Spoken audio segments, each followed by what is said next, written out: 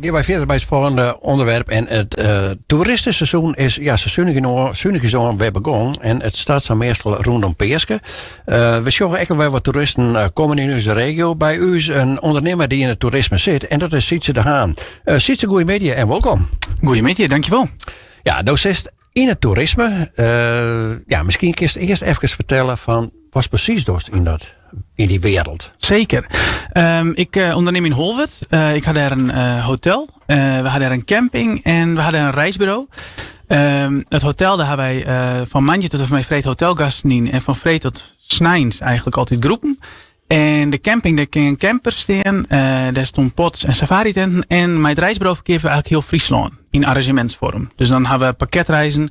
Waarbij we de bagageservice regelen en hotels en fietsen. En die meesten die via het reisbureau boeken, die fietsen eigenlijk al de Elfstedentocht. Dat is dus heel breed bezig. Ja, en dat doet het net alleen, dat begreep ik. Hè? Nee, ik had 2 compagnons, Rob en Nicole. En wij zien treinen door het eigenlijk al jaar. En wij werken dan net met personeel, maar wij zien het eigenlijk al in partnerschappen. Dus bijvoorbeeld bij het reisbureau werken we samen met meer dan 60 verschillende partners in de hele Friesland eigenlijk. Dus eigenlijk maken ze mij zien al dan het toeristische product natuurlijk. Maar vanuit Holwert door het mij zien treinen. Nou, zij krijgt dat het seizoen is bestart. Ik neem aan dat je hem dat ook al wat van nemen. Ja, al jaar ik heel veel van de mensen uit de sector, uit de hotelsector. Die hebben best wel moeite met de btw-verheging. Vanaf januari is die btw op logie van 9 naar 21% gaan. En ik ja dus nou dat mensen echt wel zeggen, ja, de boekingen die rennen langzaam wat, de rennen achter ten opzichte van vorig jaar. In Holwert hebben we daar gelukkig wat minder last van, omdat we in een weekend het hotel beschikbaar zetten voor groepen. En die boeken eigenlijk al in het voor, dus die halen al heel goed, dat hier zit al volboekt eigenlijk. Op de camping komen meestal mijn campers in Holwert natuurlijk, hè? Komen mijn campers nog eens. Maar het seizoen is eigenlijk begonnen. Peerske is voor u altijd het startpunt. En nu is het natuurlijk hemelvaart. En het zit vol in Holwert. Dus dat is mooi. Ja. Hey, dan vertel eens correct al van de werkers samen. Of je een werkje samen met een soort partners. Ja.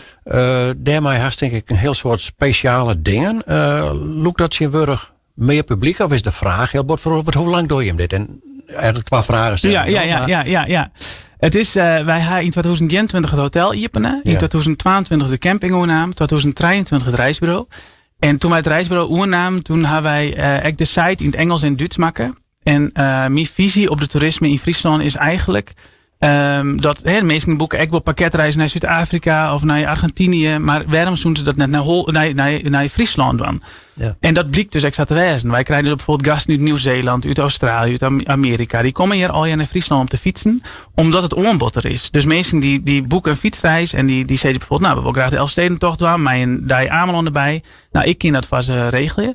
En dat is in die zin een aanbod. En ik weet even niet meer wat hij vraagt, Roewie. Je hebt inderdaad dus een oor aanbod. Ja. Die vraag heel bord veroordeeld. Dus is dan net heel lang. Ja. Maar er is dus wel een verordening zichtbaar in hoe toeristen hun vakantie vieren. Ja, het is denk ik steeds maar. Misschien is het net eens echt verhoren, maar creëren we iets wat er aanbod maken we het steeds maar. Dus ik weet net dat is het verhoren. Dezelfde vraag en vervolgens. Er is een nieuw product en daar we mensen dus enthousiast van. Ja. En vooral hoe het reisbureau is, dan sprutsen heel veel mensen uit het buitenland, België, Duitsland, die boeken zo'n pakketreis. Maar op de camping ook, wij zien in die zin dat Holwert echt heel goed voor camperaars is. En dan gaan ze een Amelon en dan komen ze jongens weer waarom. In plaats van dat Holwert is die altijd bekend als het meest passeerde dorp van Nederland.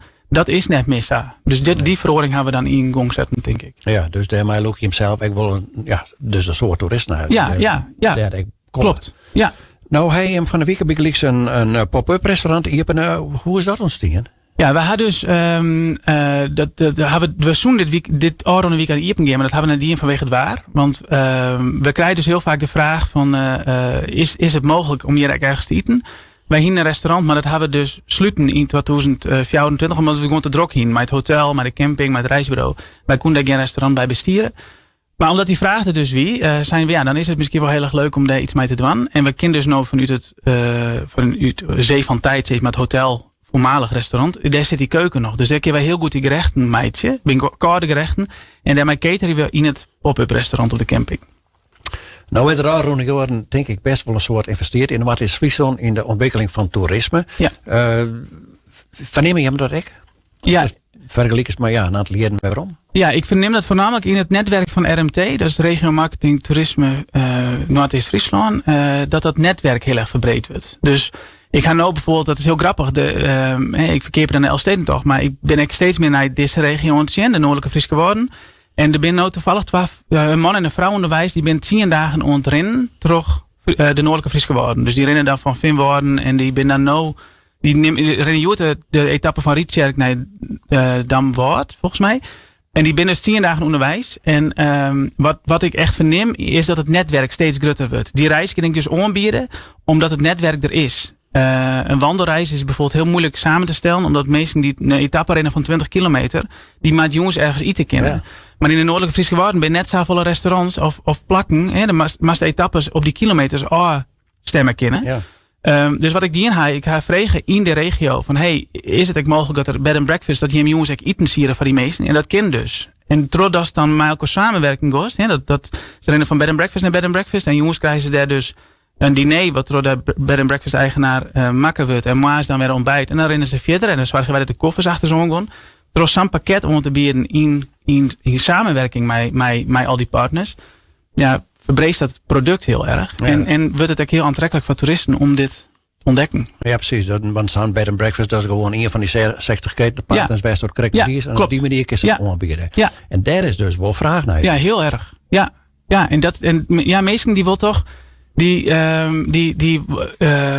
zei ze het nou? Als nou bijvoorbeeld, ik zei ze altijd, stel je voor de gast naar Zuid-Afrika, dan was de Big Five bijvoorbeeld. Kist er zelf op zieken gaan, maar kist ik via een bureau regelen. Hè? Nou ja, wij zijn dat bureau om de Elfsteden te zien, om de Friese Woorden te ontdekken, om de Waddeneilanden te ontdekken. Dus wij zitten echt in productontwikkeling, steeds naar je arrangementen, naar je samenwerkingen.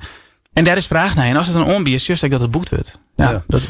Hast u of hij hem zicht op ontwikkeling van het toerisme in onze regio? Ben er nog meer mogelijkheden die hem uitnutten kunnen? Naast de producten die hem nou aanbieden? Ja, dan zit ik in regio breedte zien naar echt samenwerkingen, gewoon arrangementen meidje. Dus dan is het maar kijk wat voor aanbod er is. Dan kan ik een arrangement van meidje en dan hebben we gasten bij ziekje.